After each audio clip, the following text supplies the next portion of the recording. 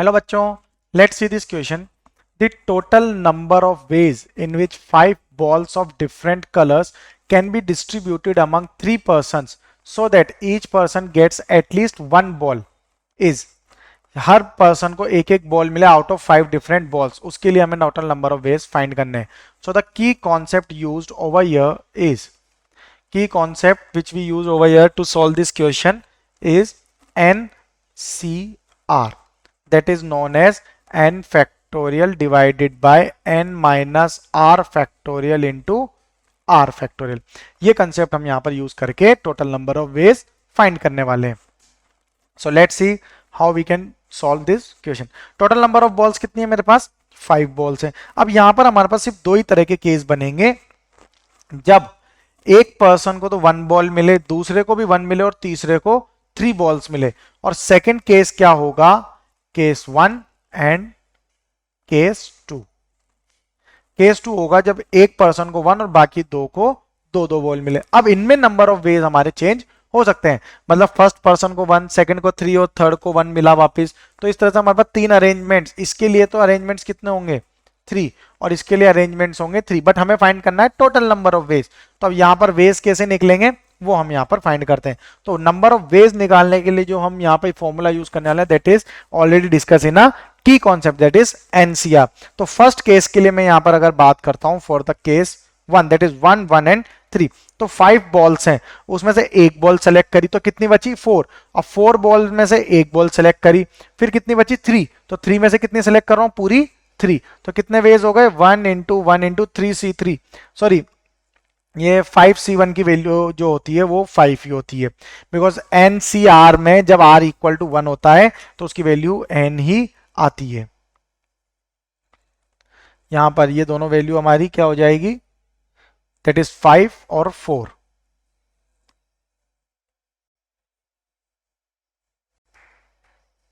So it become 5 into 4 into 1 which is equal to 20. अब बात करते हैं हमारा सेकंड केस के ऊपर. ओके, अब यहां पे बिफोर दैट केस 1 में हमने यहां पर देखा था कि हमारे पास 3 नंबर ऑफ अरेंजमेंट्स बन रहे थे. अब उन तीनों अरेंजमेंट्स के लिए अगर मैं बोलता हूं कि पहला केस तो हमने यहां पर बना लिया, जिसमें टोटल नंबर ऑफ वेज कितने आ रहे थे? टोटल नंबर ऑफ वेज हो रहे थे 20, जब फर्स्ट पर्सन को 1, सेकंड को 1 और थर्ड को 3 मिल रहा था. लेकिन अगर मैं बोलता हूं कि इसमें फर्स्ट पर्सन को 1, सेकंड को यहां पर 3 केसेस जो बनेंगे, दैट इज फर्स्ट को 1 देन 3 देन 1, ये पहला केस बनेगा. दूसरा केस बन रहा है 1, 1, 3. थर्ड केस जो बनेगा दैट इज 3, 1, 1. ये 3 केस बनेंगे, यानी कि सभी केस में वैल्यू तो 20 आएगी. तो यहाँ टोटल वेज कितने हो जाएंगे मेरे? 3 into 20 equal to 60 number of ways for the only case 1. Only for case 1 यहां पर टोटल नंबर ऑफ वेज कितने आ गए मेरे? 60 आ गए. ओके, अब